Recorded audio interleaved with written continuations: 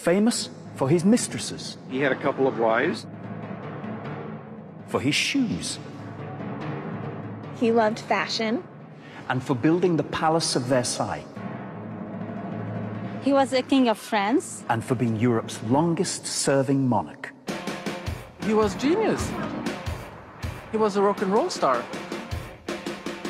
And from his iconic appearance as the rising sun in Le Ballet de la Nuit, or the Ballet of the Night of 1653, Louis XIV would become synonymous with the art of ballet.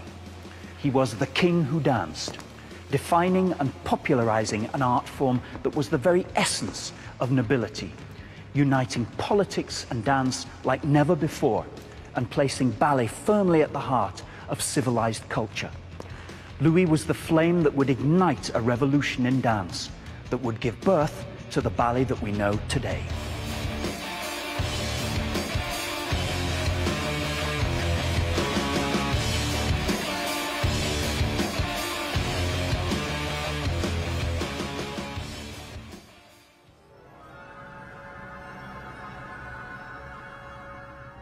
I've always been fascinated by Louis XIV of France, since I first read about him as a young boy starting to learn ballet myself. Even at that young age, I was aware of the prejudice against boys learning to dance, and it seemed to me extraordinary that here was a king of roughly my own age who danced, who did ballet, like me. And even 300 years after his death, Louis still remains for me ballet's first great icon. Under his reign, classical ballet took its first steps towards becoming an art form in its own right, not just in France, but across the whole of Europe. Now I want to truly uncover Louis's contribution as I make him the subject of a brand new dance piece for the Birmingham Royal Ballet. The King Dances is inspired by the Ballet de la Nuit, a landmark performance that reputedly lasted all night and featured at its climax a 14-year-old Louis dancing the role of the rising sun.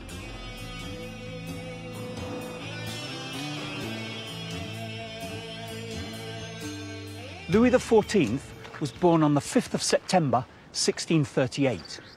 His parents, Louis XIII and Anne of Austria, had taken 22 years to produce an heir, and Louis's birth was hailed as a miracle. He was Dieu donné, literally God-given. In 1643, Louis's father, who had also been a keen dancer, died, making Louis the King of France at the tender age of 4. In the France that Louis inherited, dance was a crucial part of the social hierarchy. A gentleman needed to have 3 skills: horse riding, fencing, and dancing. And as the future king, Louis would have been expected to learn to dance almost as soon as he could walk. Ballet dancers today train for years to become the living embodiment of an ideal of noble behavior that harks back to an era when everything was done with effortless refinement and regal grace. Only now, this only takes place within the confines of a dance studio or on stage for a paying public.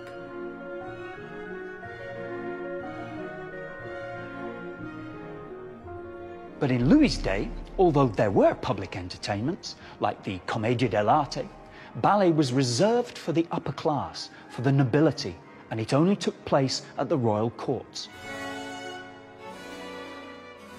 Originating in 15th century Italy, where they were called balletti, these dances were adopted by the French, who called them ballets de cour, court ballets, and were danced by royalty, nobility, and foreign dignitaries, who aimed to entrance their peers in the audience.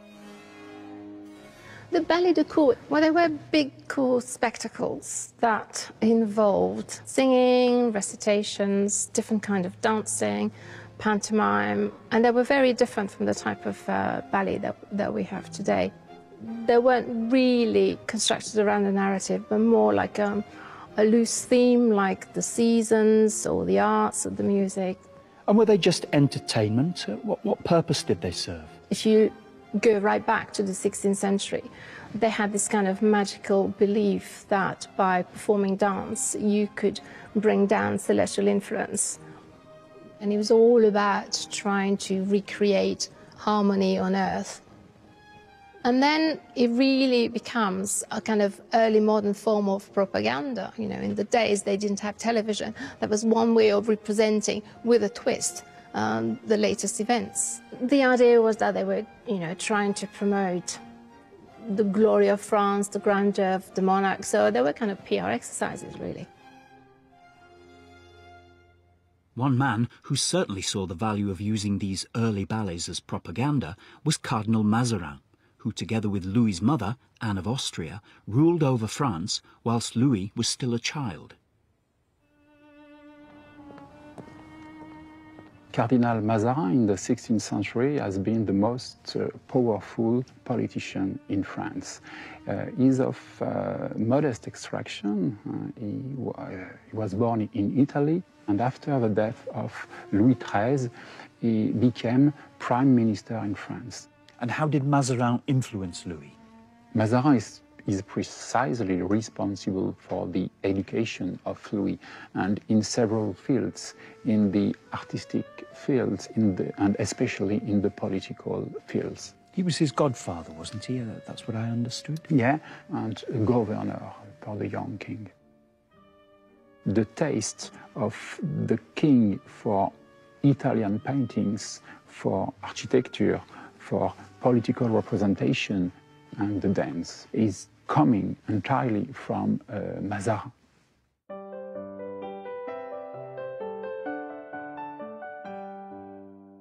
A ballet class today typically starts at the bar and then progresses to the centre of the studio, where the dancers run through a drill of exercises, all based around the 5 basic ballet positions, from 1st to 5th. From what I've read, Louis XIV is supposed to have done a ballet class every day for 20 years, taught by the dancing master Pierre Beauchamp. But what kind of class would he have done? The first lesson is to turn out, and from the hips for a good balance, because it's easier to go like that and then like that than comme ça. That is very difficult. And I suppose later as well, that turnout from the top of the leg allowed dancers to lift legs higher. Exactly, exactly, because it's very functional. Yeah, it's like that. You can't do more than. Nicolas, ça va très très très haut. The dancing masters of Louis's time were both dancers and musicians.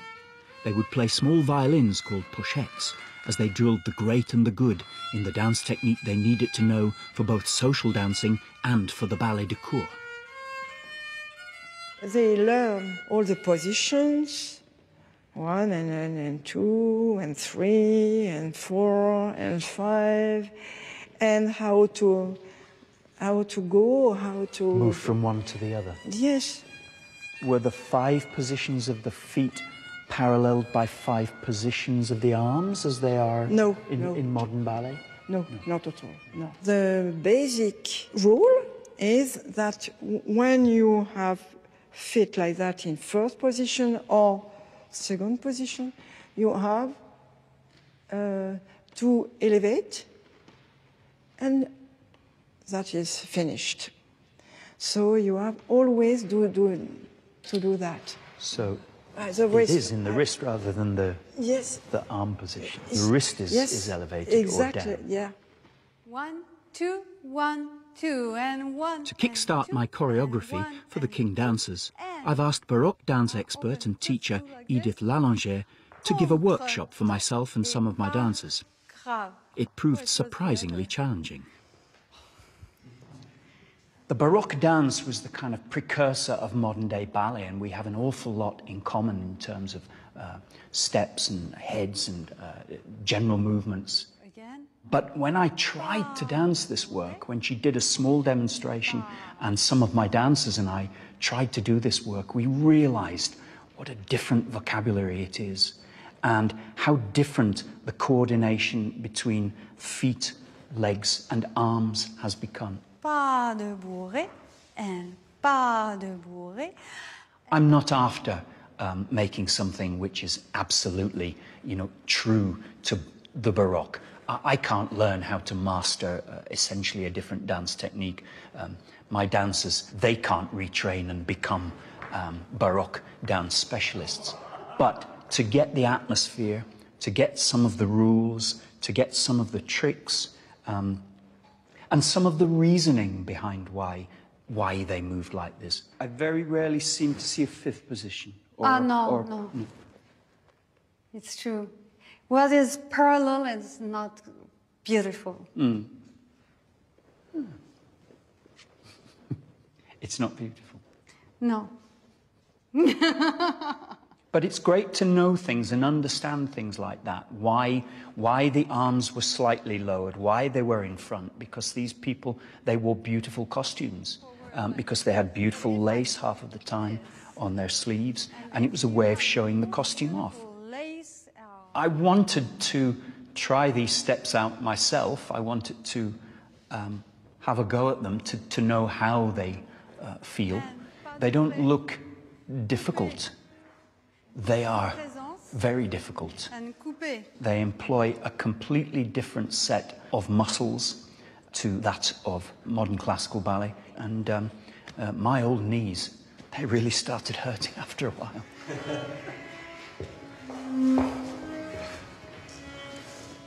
I was great.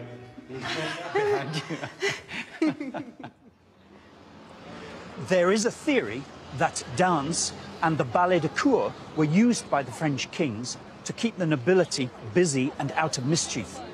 However, when Louis was 10 years old, a rebellion broke out against higher taxation, which quickly snowballed into a civil war called the Fronde, which ended up pitting some of the most prominent members of the nobility against Louis's mother Anne and First Minister Cardinal Mazarin. The Fronde, named after the slings used to target the windows of France's most hated man, Cardinal Mazarin, was to last for almost 5 years. Why was Mazarin so disliked by the French people? The main reproaches made against Mazarin during the Fronde were linked to his foreign extraction. Mazarin was of Italian origin and was the most wealthy man in France. So Mazarin was disliked because of his wealth and because of the exclusive influence he had on the young king. When Louis was 12 years old, a mob of Frondeurs broke into the Palais Royal over there, demanding to see the boy king. They were tired of the rule of Cardinal Mazarin and wanted to make personal representations to the king himself. Now, legend has it that his mother Anne told Louis to pretend to be asleep. And when the Frondeurs finally got into the royal bedchamber, they were so entranced by the vulnerable beauty of the king that they quietly left. It must have been a terrifying experience for Louis.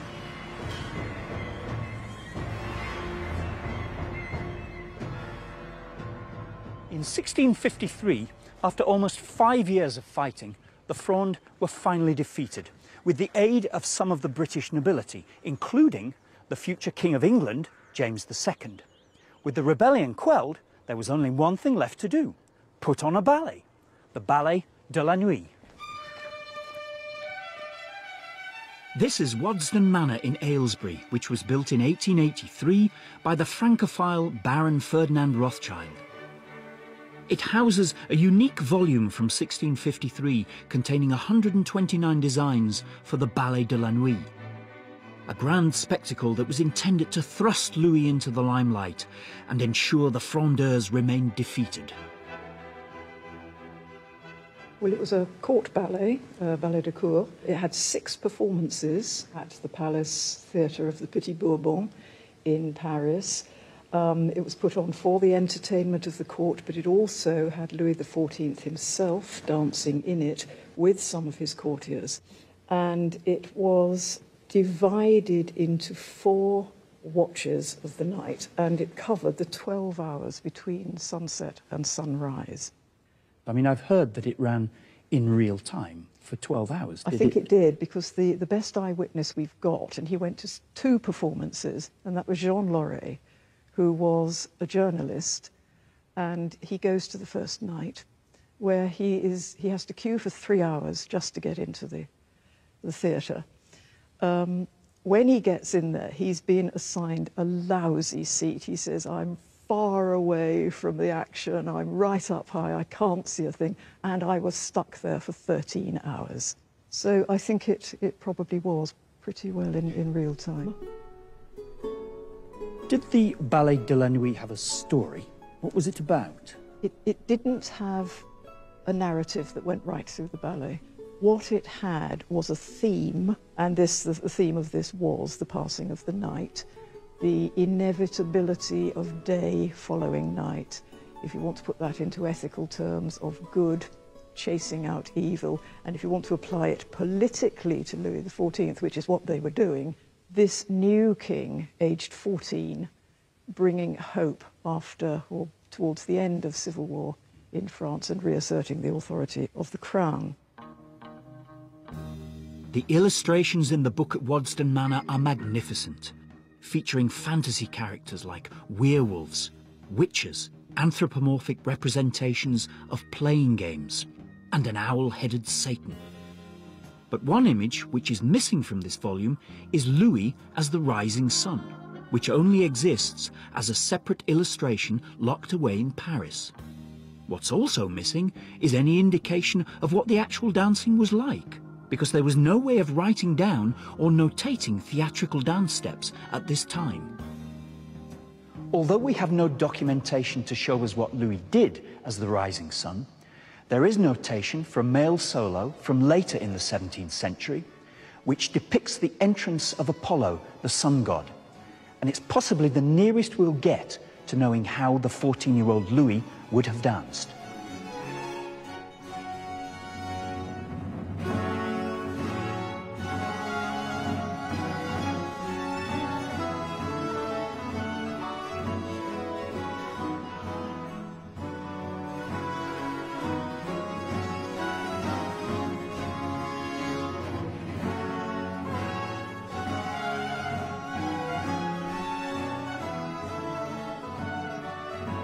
All the steps in this solo correspond exactly to the normal vocabulary for what we call high dancing or noble dancing.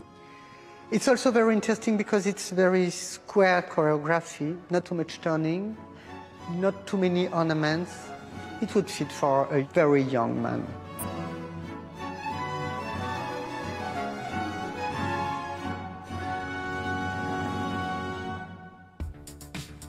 Extravagant costumes, including masks, were an important part of the Ballet de Cour, and together with innovative scenery, they helped transport 17th century audiences to fantastical worlds, inspired by both classical mythology and contemporary events. Design still plays a key role in theatre today, and in the King Dancers, I've enlisted a team of designers to help create the visual world for my choreography. It can be quite a process of negotiation to find the best solutions within a tight budget. I'm working with people for whom this kind of restriction and this kind of cap tends to be a spur for greater creativity. You know, when necessity is the mother of invention. If you can't make it work for, you haven't got £1,000, then you make something which looks as good for £50, and that keeps our masters happy. I do want him to be able to reflect and glimmer, but I think it should be gold. I don't think that money was any object when it came to staging Louis' ballets. Unfortunately, I am not the king, and you have to be a little bit more realistic. Since 1653, no one has heard what the Ballet de la Nuit would have sounded like in its entirety, but at the MC2 complex in Grenoble, an extraordinary recording is taking place.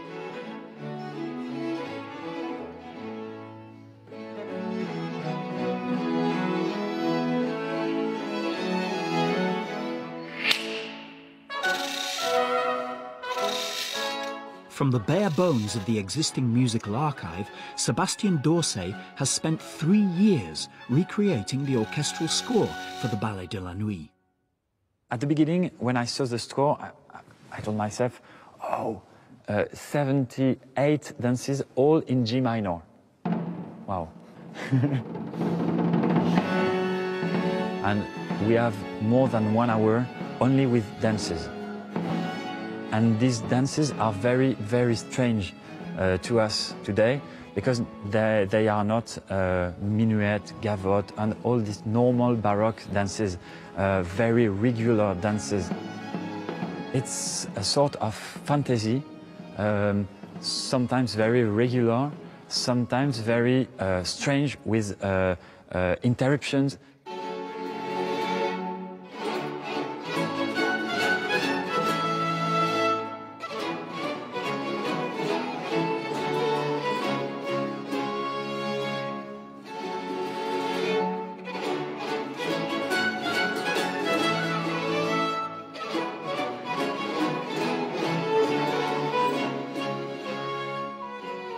It's very theatrical, isn't it? Yeah, it is, and we can imagine it was, for all this night, we had to impress people. We had to convince, to seduce, to frighten. Each dance is very, very specific.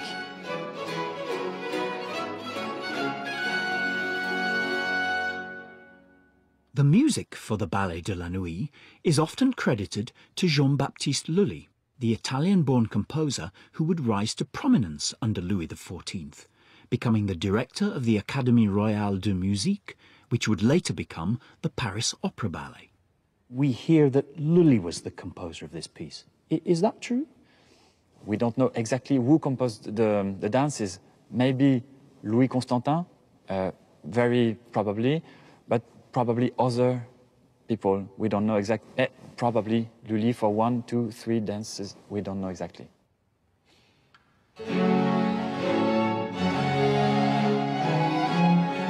Why do you think that this piece of music is so significant? We know Lully opera as the beginning of the French Baroque, but all this time before has been totally unexplored.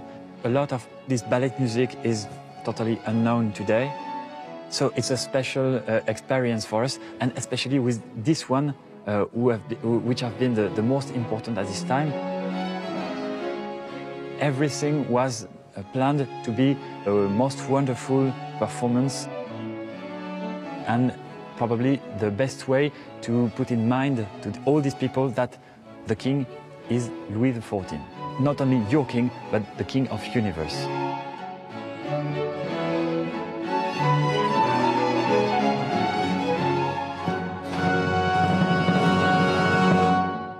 I can't think of a more extraordinary way to celebrate the end of a civil war.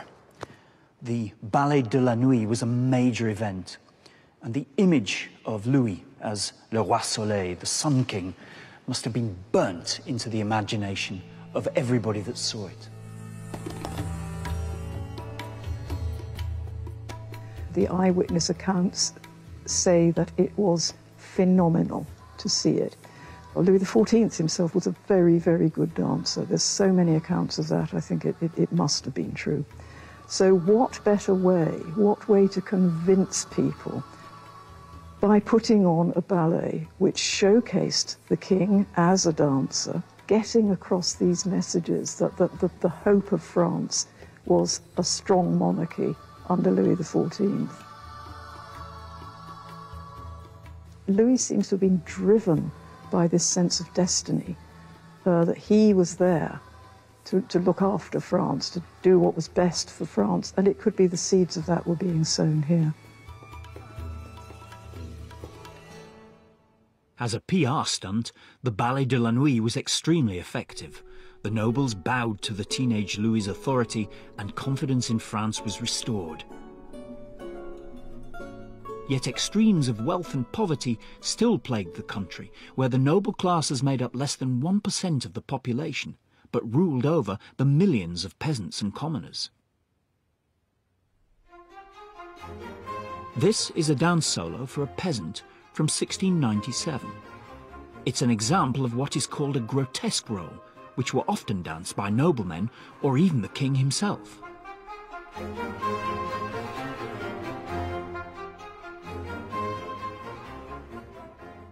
Was this the nobility mocking the peasant class? Did they find them funny? I think it was sometimes very ironical. The feeling of the separation between the classes was very different from ours. They were not separated in common life, but the way to do the thing is always to show they were well educated, and so we can see the gap between the other and us. Superior. Yeah. Yes, but also to feel how far we are from them, and so they can make caricature. Even back in Louis's time, dancing was more than just doing the steps. It was about conveying character, feeling, and emotion. It's the choreography that shows your emotions. If I want to express, I will do the gest. If I am sad, I will do to let emotions come from the choreography. That's the point. And I suppose, again, the fact that they were masked means that the meaning must come through the body and through the choreography. Exactly. We can't act. Exactly, exactly. Louis didn't actually take the reins of power until he was 22, when his mentor, Cardinal Mazarin, died.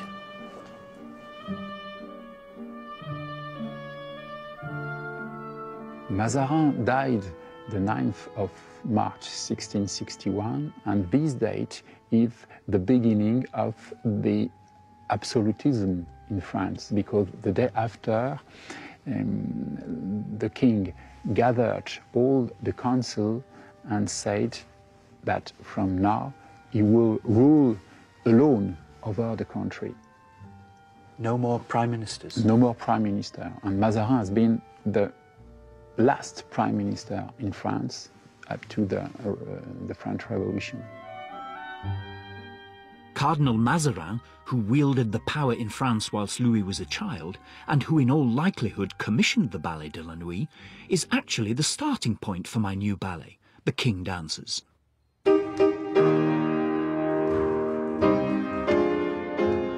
The composer Stephen Montague has provided a piano score of the music for the opening of my piece, and I have the idea to begin the ballet with a solo for a character who represents both La Nuit, the night, and Cardinal Mazarin.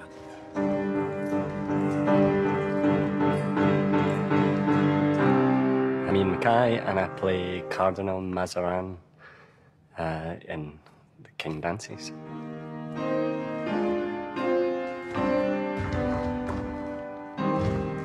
My first take on Mazarin is that he's sinister and he's very manipulative in the background, but always trying to take control. Oops,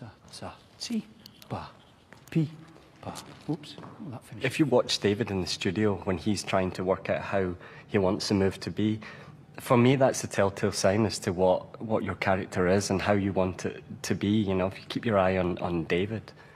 Yes, let's do that instead. Tia, ba, coupe, and. I'm about a third of the way through this particular section, and I've given myself a couple of days to do it, so it should be fine. I'm on course. Some things are working better than others, and I want to bring out something a bit more in the arms. It's not quite decorative enough, and that's one of the features of Baroque dance, is the arms are very decorative, so I've got to bring out a little bit more of that. But yeah, day one, it's fine.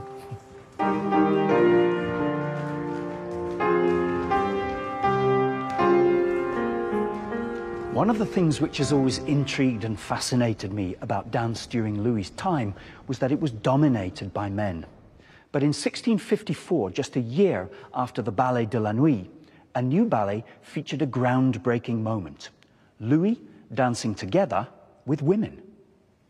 Yes,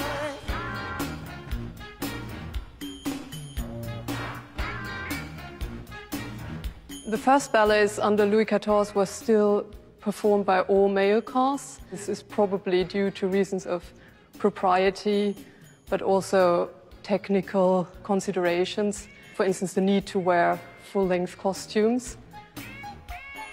If you wear a floor-length dress, there's no way you can perform really elaborate choreographies. Women were not supposed to jump or any other undignified movements that could even make their ankles appear or something similarly scandalous. And one important event was the Ballet des Noces de Pelée et de Thétis, which was performed in 1654. And in the opening scene, you famously have Louis appearing as Apollo in the midst of 9 beautiful women as the muses. The novelty of the scene underlines the new image that is created of Louis XIV now as a king in full command of his kingdom. He is free to think of pleasures, but also of ensuring his dynasty. So it makes sense to cast real women in that scene.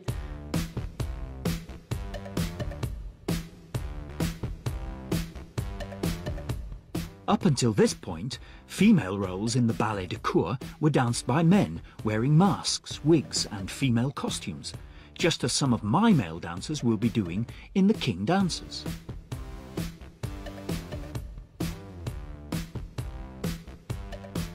We can only speculate who decided that real women should dance with the 15-year-old Louis. Perhaps it was Cardinal Mazarin, who saw the PR value of making Louis a sex symbol. But once Louis had set this precedent, more and more noble women began to dance together with their male counterparts in the ballet de cour. Female dancers had been liberated, not only for social dancers, but as performers, and this was a trend that would spread outwards from France across the whole of Europe.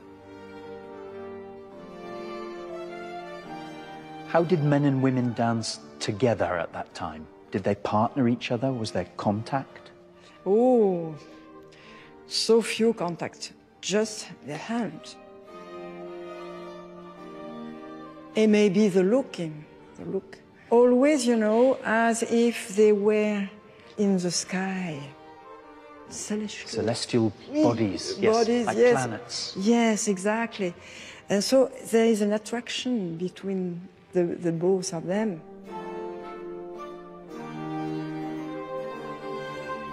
This duet is from Jean-Baptiste Lully's 1682 opera Persée. It may have been danced by one couple or a group of couples. No one knows for sure, but it's very different from the full contact pas de deux of classical ballets today. I had intended, as in the Ballet de la Nuit, to have an all-male cast for the King Dances. But my composer, Stephen Montague, wrote me a duet which was so ethereal and delicate that I knew that I couldn't have a man dancing the role of Selene, the goddess of the moon.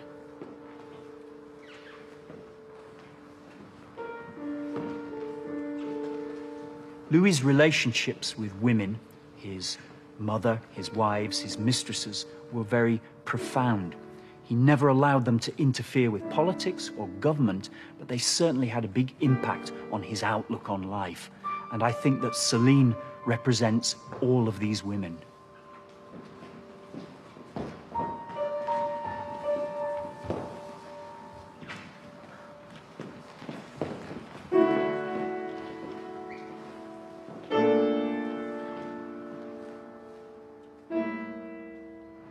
With Mazarin gone, Louis would go on to shore up his power base by personally dominating the nobility, taking over the army, and establishing a monarchy of absolute rule, where only his word was the law. But before all that, he wanted to found the world's first Royal Academy of Dance. The Académie Royale de Danse, believed to be founded in a room in the Louvre, was formed of 13 dancing masters who would oversee the teaching of both dance and the physical etiquette of daily life. This wasn't just about teaching dance steps. This was about teaching nobility, teaching grace. Grace comes from an antique ideal. If you don't know grace, you cannot be noble, at least in appearance. One of the main principles of grace is the opposition of the parts of the body. So the head is going in one way, the torso in another way, the legs in a separate way, and the arms also in accordance to the feet position. Nobility is superiority, so it must show in the body. That was the specialty of the dancing master. He was the one who can teach you how to be noble. Monsieur, soignez votre tour de jambe. It was very important for any nobleman to know how to bow, to know how to walk with distinction, to know how to carry the body, and also to have this peculiar body of the nobility at the time, with the shoulder very backwards and a very straightened body, and also this turnout of the feet, even in the common life. Monsieur, le premier couplet de la vocale. By offering both rules and training on how to comport yourself for social success, as well as increasingly structured dance technique, French dancing masters provided an attractive package for both nobility and anyone who aspired to climb up the ranks of civilized society. Soon, France's reputation for being at the heart of art and culture eclipsed even the Italians. French dance became known as la belle dance, or the beautiful dance, and it became more and more fashionable. French dancing masters became an exportable commodity, spreading the gospel of French ballet right across Europe. What everybody wanted was to be taught by a French dancing master, to be taught French dancing, to see French dancers on the stage.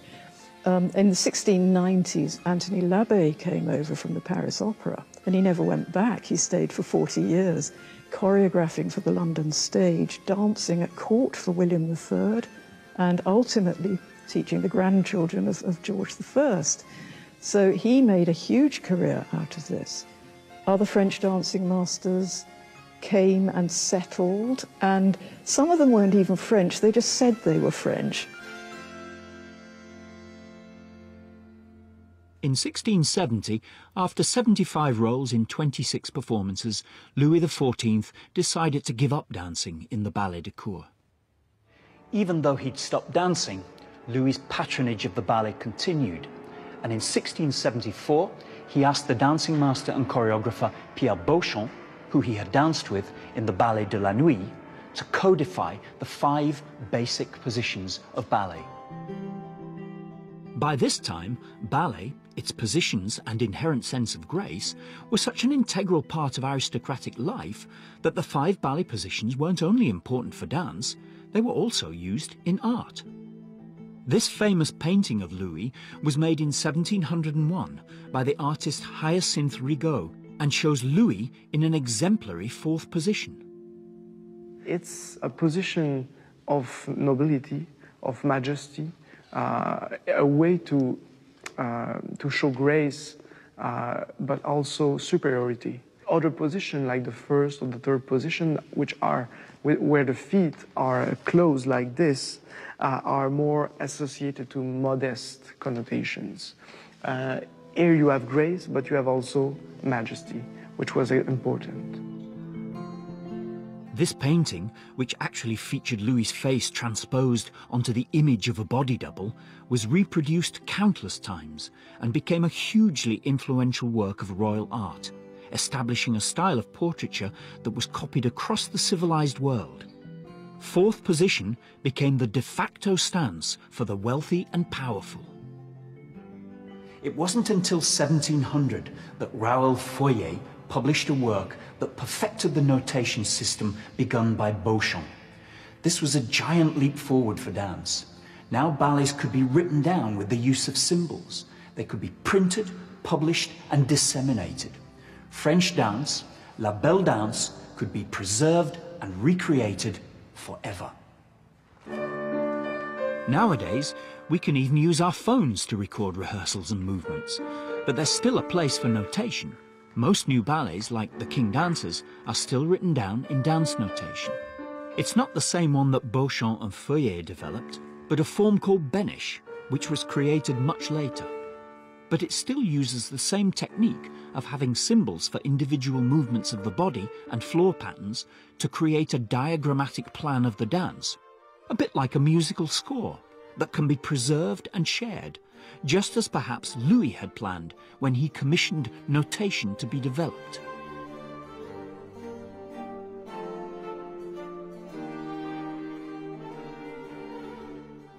The peak of Louis's reign came in 1679, when Paris gave him the title of Louis le Grand.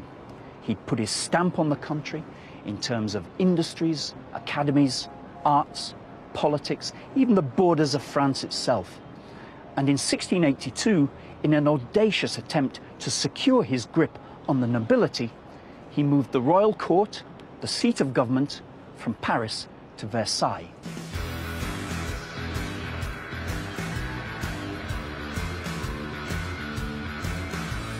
Louis's use of grand spectacles to promote an image of France as a wealthy and powerful country reached its apogee in Versailles, where feasts, masked balls, operas, plays, fireworks, and the occasional ballet would almost entirely consume the time and energies of Louis's court. However, these entertainments didn't come cheap.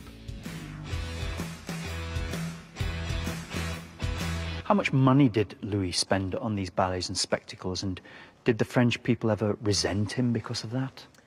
Well, I think he probably spent a huge amount. If you look at one of these big Versailles festivals, like the one that took place in July 1668, we know that £150,000 were spent on just this one day. A ballet on its own would have been less expensive, and we know that the Ballet d'Hercule Amoureux dance in 1662 cost just under £89,000. If you compare that with the average salary, in those days a daily labourer would get about £1.50 a week, possibly going up to £3, but that's about it. In terms of knowing what the French public thought is difficult, because you know, the poor don't leave any records. He was very careful to have descriptions of the spectacles he organized or performed in published, you know, so people would hear of them also in foreign countries. Yeah, it was a means of propaganda, obviously.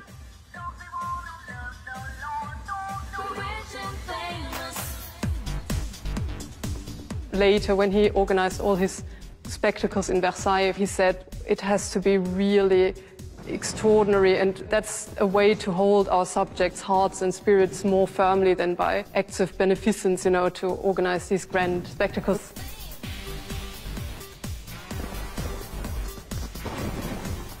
For the foreigners, all these expenses that might seem superfluous always create an impression, a very advantageous impression of magnificence, power, wealth, and greatness. In addition to the spectacles at Versailles, an increasing number of ballets were being performed on public stages, where it was deemed unseemly for noblewomen to appear. So professional female dancers were needed to fill these roles.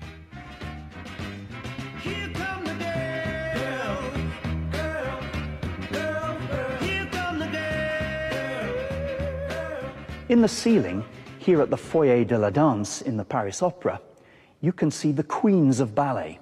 And the first of these was Mademoiselle de la Fontaine, who danced in Jean-Baptiste Lully's ballet, Le Triomphe de l'Amour, in 1681. So, Julia, what do we know about Mademoiselle de la Fontaine? Not very much. We don't even know her first name. She was born around 1655 and first appeared in the opera in the Triomphe de l'Amour, which was the first ballet in which female dancers were allowed on the opera stage. And she was tall and well proportioned and soon became an example of the noble style. And she was the first soloist in the Paris Opera. And she was even allowed to compose her own entries, which was a unique honor for a woman.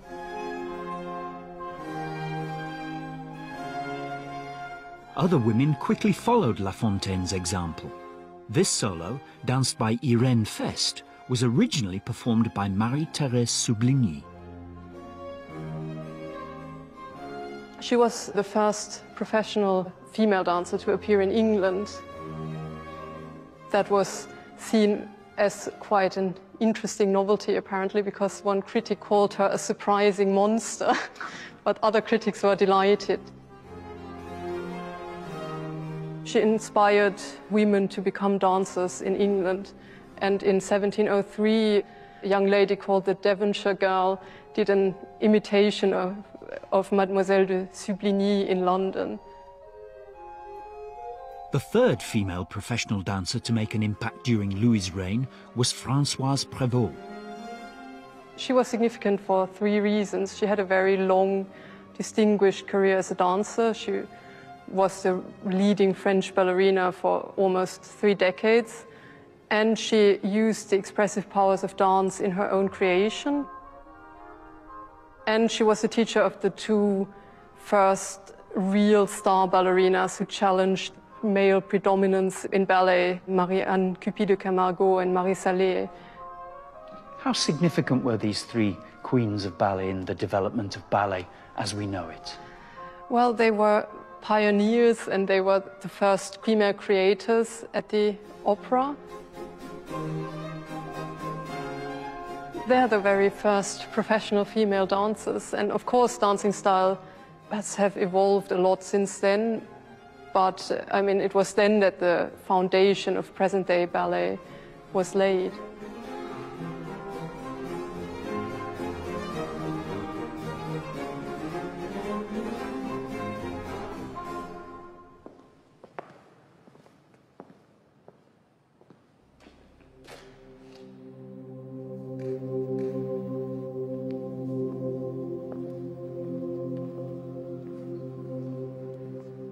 Towards the end of his life, living along with his court here in the glorious opulence of the Palace of Versailles, Louis was plagued by further wars, internal conflict, ill health, and the death of his first wife and immediate heirs. He became increasingly distant from the theatre, and under the influence of his second wife, Madame de Maintenon, he was more likely to be seen in a church than at a court ballet. But by this time, the development of ballet had gained its own momentum, and the art would continue to shift and to evolve. The Ballet de Cour is supposed to have died when Louis stopped dancing, but dance didn't sort of stop overnight at the court of Louis. There were still balls, masquerades, dance interludes in plays, etc. Later on, in the 1690s, a new form emerged, which was known as opera ballet. And this was a kind of cross between court ballet and opera.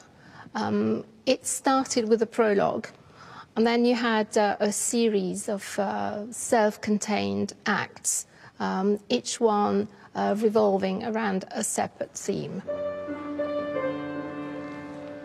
Although there's no story in The King Dancers, there is a thematic exploration of Louis's journey to kingship, spread across 4 sections, just like in the Ballet de la Nuit, albeit lasting just 35 minutes rather than 12 hours.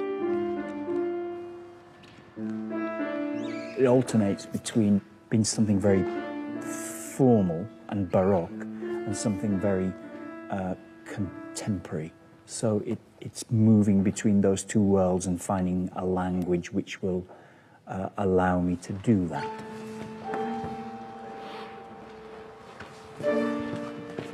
I never start seriously thinking about a ballet without having a very, very strong idea of who the leading roles will be played by. You know, there's no point in creating a role in your head, doing all that work, getting into the studio and finding that you haven't got a dancer that can do it. It's as much to do with their creativity as it is with mine. You know, they create the roles. It's been interesting kind of trying to find a character for Louis and trying to put myself in his situation, which is one of, you know, he's a massively powerful, but he was so powerful from so young. How much confidence would he actually have had, and how much guidance would he have had? And How scared would he have been?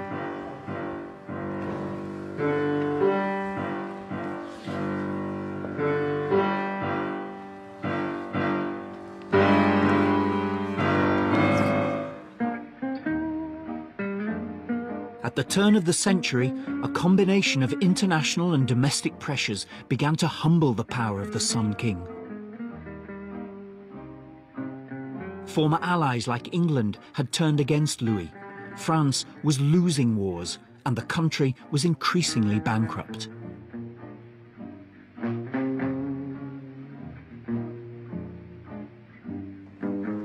In 1713, at the ripe old age of 75, Louis must have known that he didn't have much longer to live.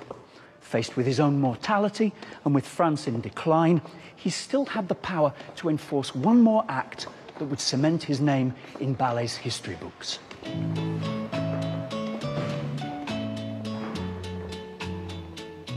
This is the Paris Opera Ballet School, where the 161 students still bow and curtsy to every adult they come across, just as Louis's courtiers would have done in the 17th century.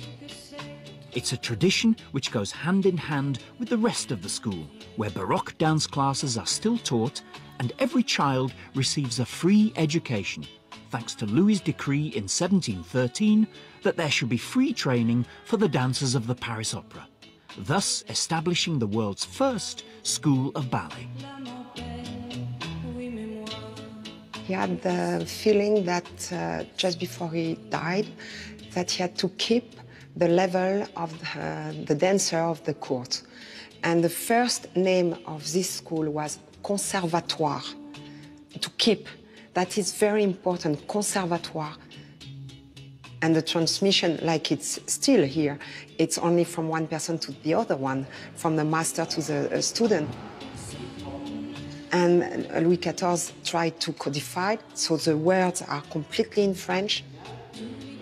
We are at the beginning of ballet, but after we receive from everywhere, from the Russian, from the Italian, but we still keep that purity.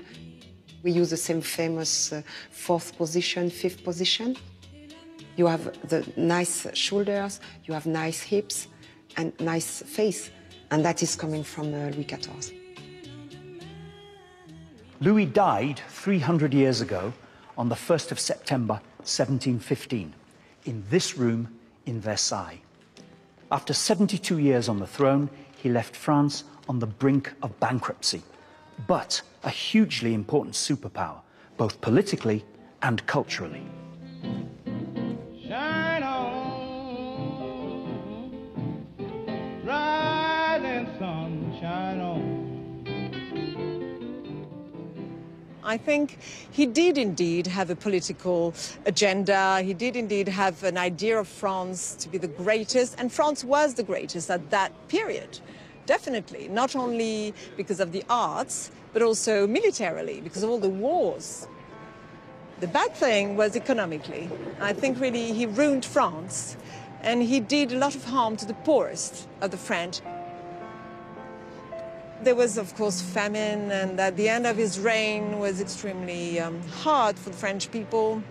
All the wars that he launched, that the debt had been multiplied by 10. Taxes went up a lot in France, and that created a lot of despair, and was probably, now historians say, what prompted the French Revolution. And politically, what sort of systems remain in France as a result of Louis?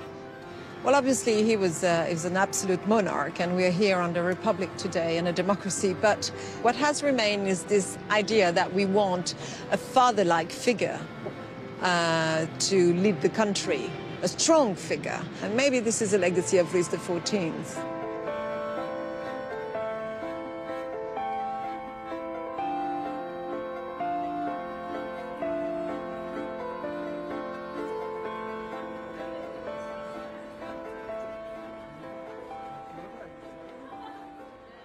There are just so many things that we don't know about Louis and his relationship to dance. And there's no empirical evidence to explode the multitude of myths that surround the Sun King.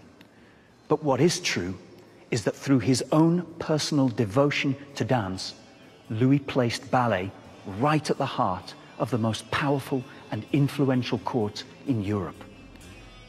I think he used ballet as a means of seduction, not only for his female partners or the female audience, but also for his people and the foreigners who witnessed that performance and saw his extraordinary performance, dressed up all in golden rays. He was the sun shedding light on his surroundings, basically.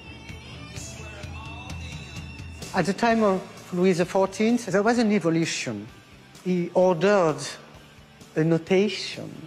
When you have to invent a notation, you have to think about exactly your practice and you have to make real choices in what is important in movement. Louis XIV, he helped so much dance to develop, to keep it and to develop it. Also, the women began to dance, and after that, there will be stars.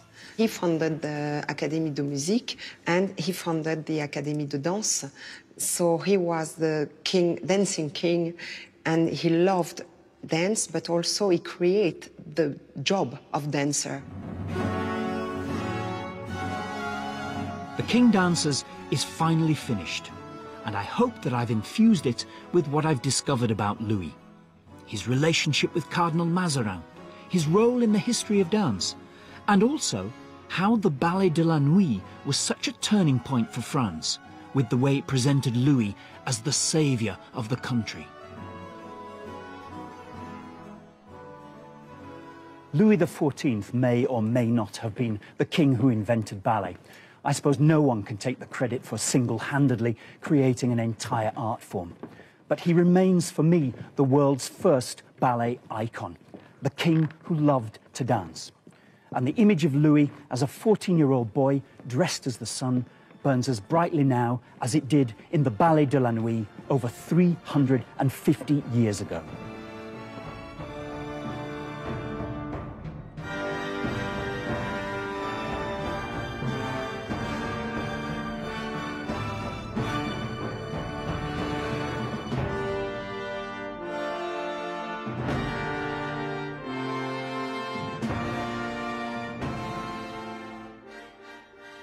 It's taken over 2 years for all the elements of the King Dancers to come together. The music, the choreography, the design, and the lighting. But for me, the piece is the culmination of a lifelong fascination that I've had with Louis XIV. The King Dancers isn't an attempt at historic recreation. Rather, it's a particularly modern look at the Ballet de la Nuit and the journey that ballet, and in particular male dancing, has taken since 1653, when quite literally, men were the kings of dance.